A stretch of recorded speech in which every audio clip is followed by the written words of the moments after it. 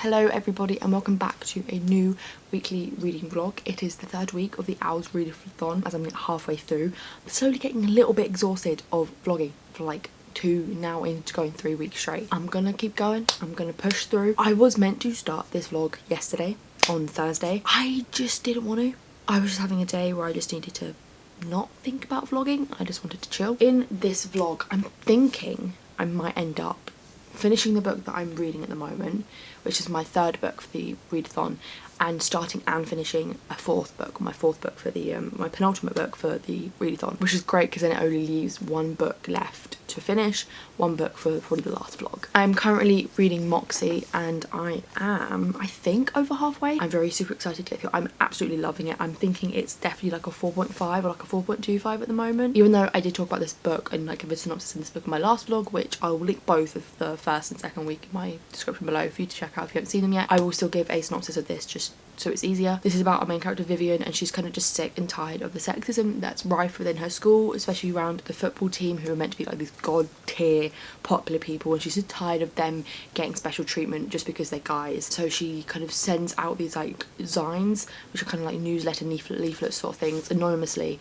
to start this kind of movement, and it kind of goes a bit further than she expected, and it's all about girls coming together to just stand up for feminism and stand up against sexism, and it's so great. I love it. There have been many moments that I've absolutely loved. I think what I love about this book is that not only is the whole feminism area of it so great, I think the other aspects of it in terms of Vivian as a character and the romance element of it is really great as well. I can really relate to Vivian in a sense, especially when I was in high school, of just being that girl that not people expect crazy bad things to come from, especially, you know, outside your friendship group. There are just some amazing, brilliant moments when she's talking to the guy she likes. This book is so good at showing us what's in Vivian's mind when she's thinking about, or when she's talking to this guy, and all of it is just so relatable because everything she says and everything she thinks about like talking to a guy and all that, I'm like, yes, that's me. I can relate to this. Like, this is literally me. Things that she does for like the Moxie zines are just so brilliant, and what entails after it, because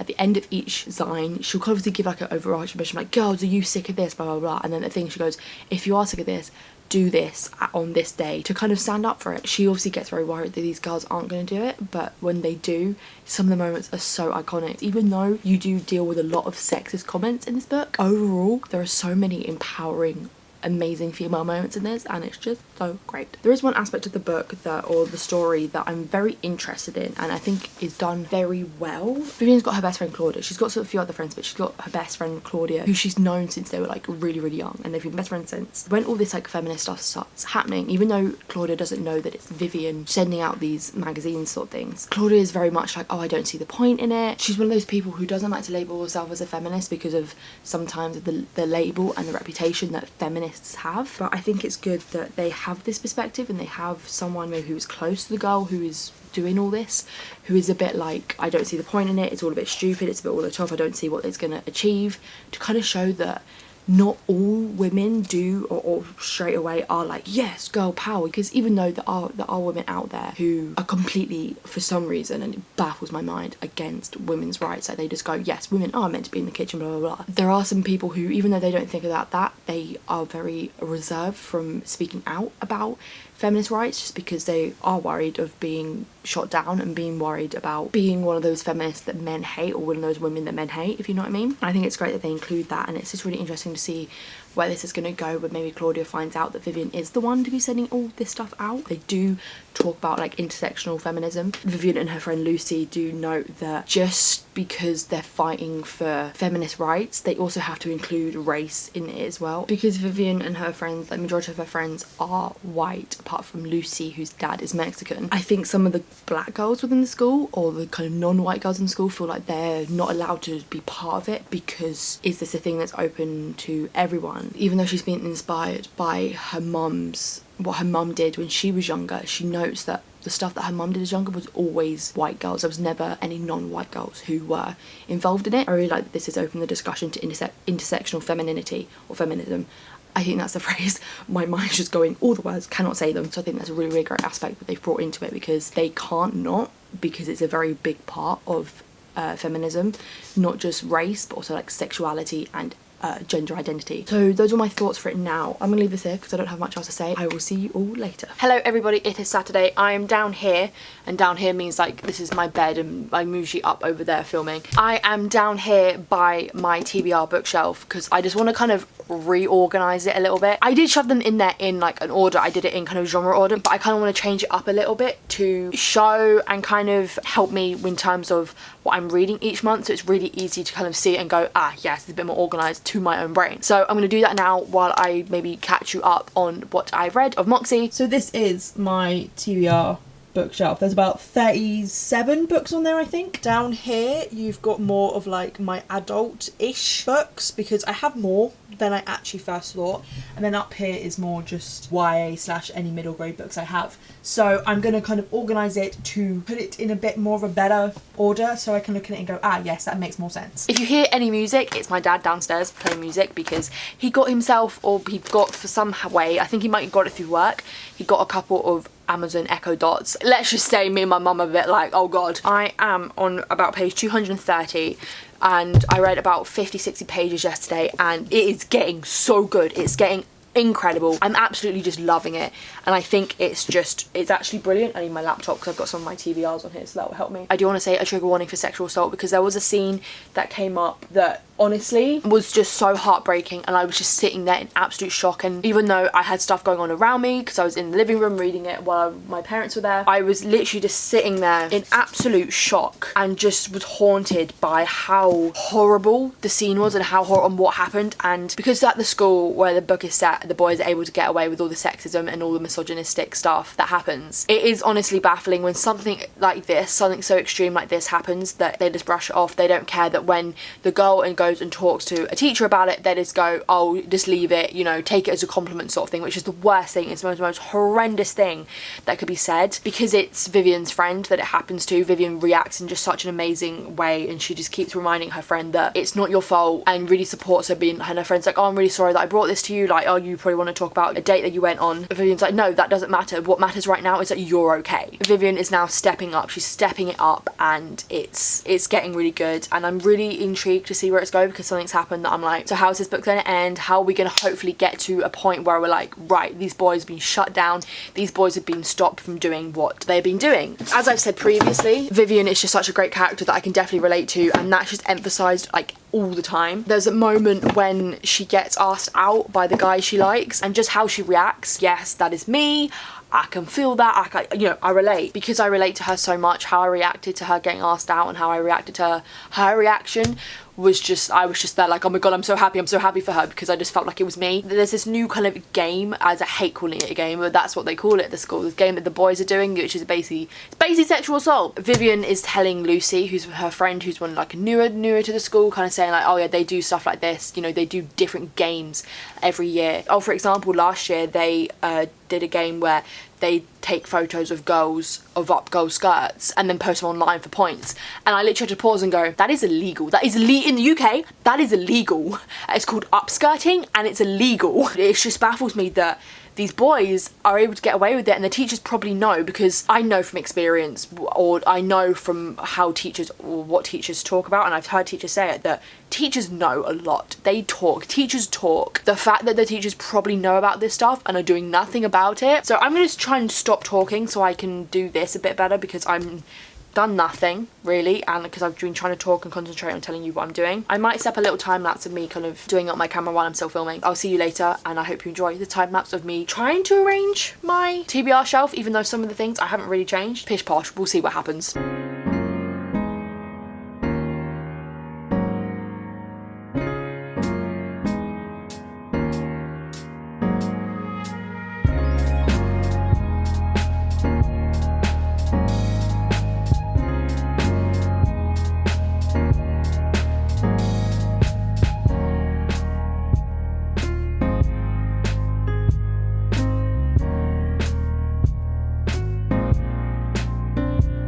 Hello everybody, it is Monday. I did not vlog yesterday. I had to film a video for next week, a main channel video for next week. I kind of just had a chillish day, but like I was still doing productive stuff. I watched a film and I was trying to get reading done because I wanted to get Moxie finished. And then in the evening there was a really great thing happening on Twitter. There was like a live watch along thing of the last 2 episodes of Doctor Who season 4, and literally the whole cast of those 2 episodes joined in for like a tweet along, and we're watching it all together, and it was honestly the most amazing thing I could have done last night. And it honestly just made me feel so good. Like, I was in such a good place. I was rewatching episodes that I've seen multiple times, so I didn't even really need to watch it and properly engage with it. I was doing stuff while I was watching it, but I was still hearing it in the background, quoting along, constantly updating my Twitter to see all the tweets coming in. And it was just so great because David Tennant was on Twitter, which is rare because he's not a social media person, and it was just the most heartwarming. I was hilarious and brilliant, and I cried a lot because John Barrowman and other people were talking about how so great this is and how we can all come together to do this. We can just escape the world for a bit and just do this all together. And Georgia Tennant, who is David Tennant's wife, she posted a photo of David just sitting there smiling while watching it, and it was the best thing ever. I'm really glad that happened. And then I just ended the night, as I do most nights at the moment, rewatching Merlin because I love Merlin. I thought I was going to be hungover because on Saturday night I did like a pub quiz, like a virtual pub quiz with my friends on Zoom, and I got a little bit drunk. I actually woke up the next morning like not hungover, just really hungry. But yesterday I did finish reading Moxie, and I gave it a 5 out of 5 stars on Goodreads, or it's kind of a 4.5 out of 5 stars, but it's definitely a favourite of mine. I absolutely adore this book. Ending was fantastic with how it ends, with the girls really all coming together and really fighting for it and kind of getting the rights and getting the voice that they deserve. They do make comments at the end saying, just because what we've done now has happened and like we've got some positive stuff coming out of it, because the principal kind of got put into the spotlight in his lack of ability to be a decent human being, if you know what I mean. And then they were saying that even if we have this new principal who might be alright, there's still work we need to do. It's not always going to be smooth sailing, and I think that's a really great message to say, because you can't just say, oh, we did one good thing and now the rest is great. We still have a lot to work on and a lot to fight for in terms of equal rights for women. But it was just so great and I adored it, and I'm so glad I read it for this readathon because I've been meaning to read it for so long, and I finally did, and it was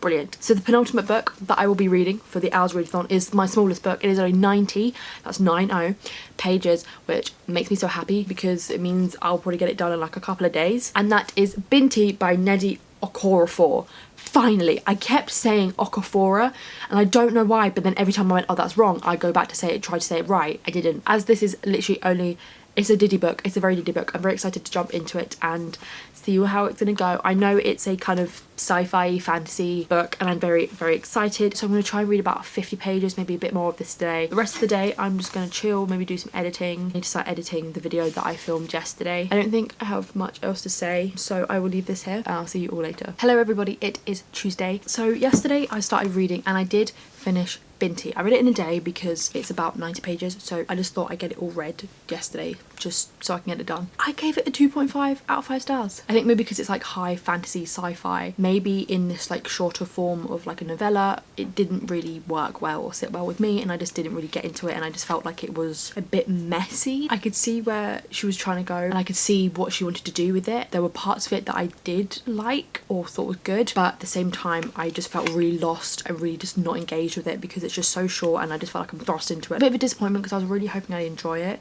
but then I was looking at more Goodreads reviews. It's quite mixed. It's like some people really love it, but then quite a few people are like, yeah, it was good but it's not like great, and then some people didn't really actually like it at all. So then once I read those reviews I was a bit okay with not liking it as much, but it's still a bit of a disappointment because I was really hoping I would enjoy it. Still finished another book for the Owls, my 4th book for the Owls, so we are moving on to my last one, which is A Heart So Fierce and Broken by Bridget Kemmerer, which is the sequel to A Curse of Dark and Lonely. I'm intrigued to jump into this. I have actually read about 15 pages already, so not too much obviously has happened. We're literally 15 pages in, we're just kind of establishing where we are within the story since the last book, but I'm intrigued to see where this is going to go after the events of the first book, because there obviously are some questions and there are some mysteries and there are some things that happened at the end of the first book that, you know, we want to know how it's going to like carry out in this book. I have tabbed one thing, but that's just me going, oh, this plot point reminds me of Merlin. I wouldn't be me if I didn't tab something to do with Merlin. I don't think I can really say too much because I've only read 15 pages. I think I really have to read like 50 pages of this a day to get it done, which is pretty decent, which is kind of the amount that I've been reading each day throughout the whole month. I have book mail. I ordered this yesterday because now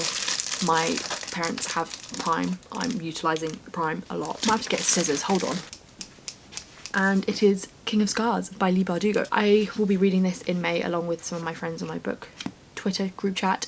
and I'm very excited to delve into it because obviously end of last year into the beginning of this year I read the Shadow and Bone trilogy and was a bit disappointed with it. Didn't really like it, was a bit frustrated at it, but I did enjoy it. It was a very mixy, not sure what I feel about it kind of series. I obviously read the Six of Crows duology before that, like a couple of summers ago, and I really enjoyed that, so I'm excited to kind of further on with this world. I know that it follows Nikolai, Zoya and Nina, which are some of my favourite characters. I feel especially Nikolai and Zoya. At least I can say then I'm fully caught up for the Shadow and Bone show, even if this doesn't really come into play in the show straight away. I'm also just really excited to get back into the Grishaverse because even though I didn't really like the Shadow and Bone trilogy, I did enjoy Six of Crows and Gregor Kingdom, so I'm excited to kind of jump back into that world to see what's going on and see if I understand it more and really get something out of it since having read all the books now. I love this cover as well. I just love the goldiness and there's like a nice shine to it. That is all I have to say now, so I'll leave this here. I will see you tomorrow, which is the last day of this vlog. I feel like this vlog is quite short and just chatty. I just haven't had much going on this week. I will see you all later.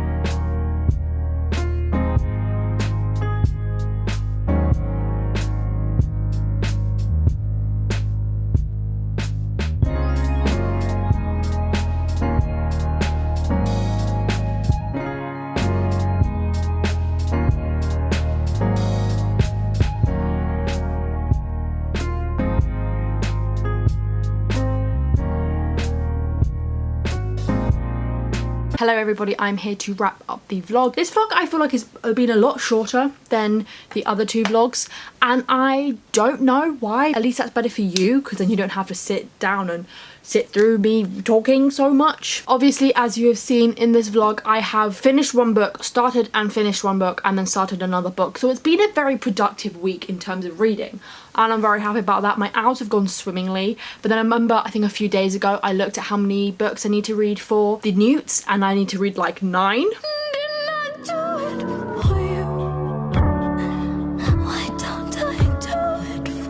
Seeing as I've only read like 5 books this month, August is going to be a very interesting month. We'll just have to see how it goes. So I finished Moxie and gave that a 4.5 out of 5 stars. It was a beautiful book. I loved it, and I definitely think you should go and read it if you want to read a book about feminine power, about girls standing out for equal rights for women. Go and read it. It is beautiful, and I think it's becoming a film because I think Amy Poehler has got the rights to produce it, to make it, so I'm very excited to see how that's gonna go. I started and finished Binti. I read that in a day, and unfortunately, as you know, I didn't really like that one as much. I gave it a 2.5 out of 5 stars, so a bit of a disappointment on that side. We can't win with all the books, and I have started A Heart So Fierce and Broken Bridge of Camera. The last time I updated you on this book, I was about 15 pages in. I was literally 15 pages in, so I couldn't really give you much of an update on that, but I am now currently about 75 pages in, so I've read 60 more pages, definitely planning on reading some more today. I feel like I don't have much to say about this book, don't have any thoughts on it. I think the first 50 pages was really me getting back into this world and me really going, I don't know if I'm liking it, don't know if this is it for me. Obviously there are some hints towards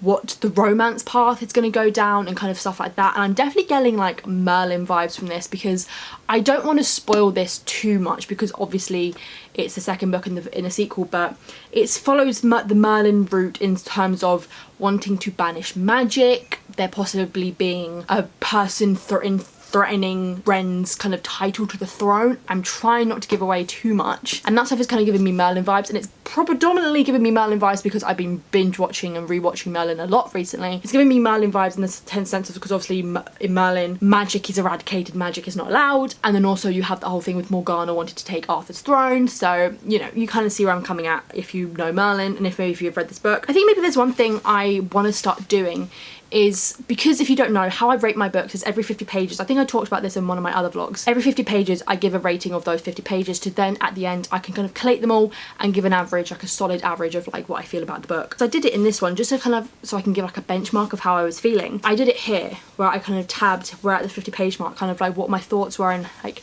my enjoyment, so then I can actually understand how I've been feeling those 50 pages. And unfortunately I did mark it with a green, which in my kind of tabbing, kind of annotating sort of thing is not a good point. It's kind of like a, I didn't really like it, and it's not like, oh, I hate the first 50 pages. I basically just said like I've forgotten some things from book 1, so it does bring my enjoyment down a bit because I'm a bit lost, but I think I still gave the first 50 pages like a 3.5 out of 5 stars, so it's not too bad. But I definitely think in the last 25 pages that I've just read, my enjoyment has come up and is kind of building a bit more, because I don't know, I'm just finding it a bit more like, oh, I'm intrigued. I'm kind of liking the whole strategy, wanting to take people's thrones, wanting to, you know, do strategies with each other and all that strategic fantasy stuff. Like, I'm actually enjoying, I'm actually like really intrigued to see how that's going to go.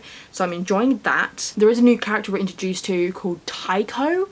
It's like Tycho, so I'm thinking Tycho, and I think he's gonna be like one of those sweetheart characters, and I really hope he is, because I need one of those in these books. I'm gonna love these books. I need a sweetheart character I can love, and I think he might be that character. He seems like it, and he seems like a sweetheart, so I'm hoping for that. I'm enjoying it, and I'm gonna see where it goes, and I'm gonna read some more today. I did just do some baking. I baked some cookies. I was meant to film, but I forgot.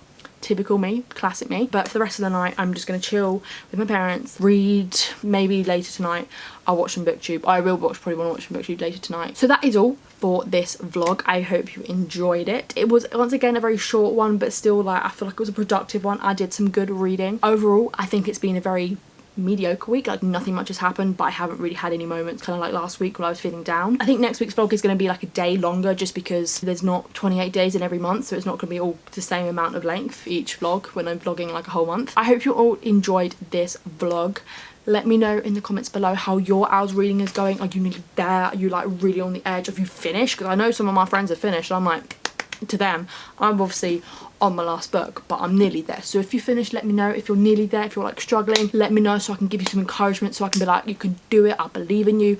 I'm in a really weird hyperactive mood, but we love that. If you're new around here, do not forget to subscribe, turn my notification bell on so you know when I'm uploading. I'm trying to upload as much as I can over this crazy time. I have been recently, or last week, I put out a video, or the last video I put out was one I was very proud of, and the next one I'm going to put up on Sunday, which will be a few days for you. I'm very excited for. I once again am very proud of it, so stay tuned for those. So with that all said and done, this vlog all wrapped up, nothing else I think I can say. I will see you all in my next video.